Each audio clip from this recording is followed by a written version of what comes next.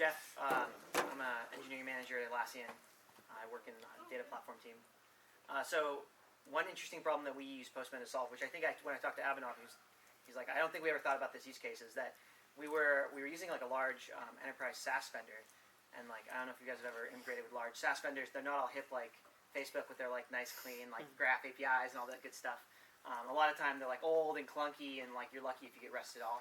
And so one thing we found is that like like it was a complex product, so we would configure it, right? That's the whole thing, is like you configure everything inside, and then like you interact with it purely with APIs, and like we do all the rest.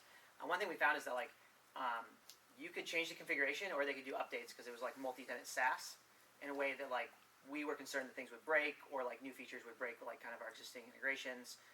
And you really like when you go with one of these large enterprise SaaS vendors, like these, whatever it might be, it could be like a NetSuite, it could be like a Zora or whatever, like you're pretty tethered to them, and it's a lot of like really critical business process. And so sometimes you can only get a small window before an update kind of goes live, right? So it's like, hey, our staging or our future environment in X number of weeks is going to become the real deal. So during implementations, we would like kind of monitor their changes, and we would say, hey, professional services on your side, here's what we're doing, here's how we're using it. Is this the right way? We're seeing this weird thing. They would give us feedback, or they would say, hey, here's actually how you want to interact with it. Here's the right call to do what you're trying to do. Here's the right order of calls. And so we'd actually like pass that back and forth a lot. And so like the contract and the monitoring was really good.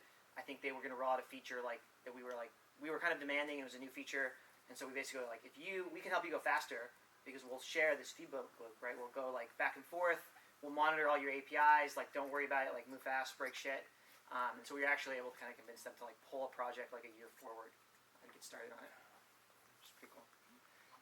They were very soap heavy. So like another big thing was like just seriously like you have a REST API, like start testing these and not just like focusing on like your soap endpoint. Soap. Oh my god.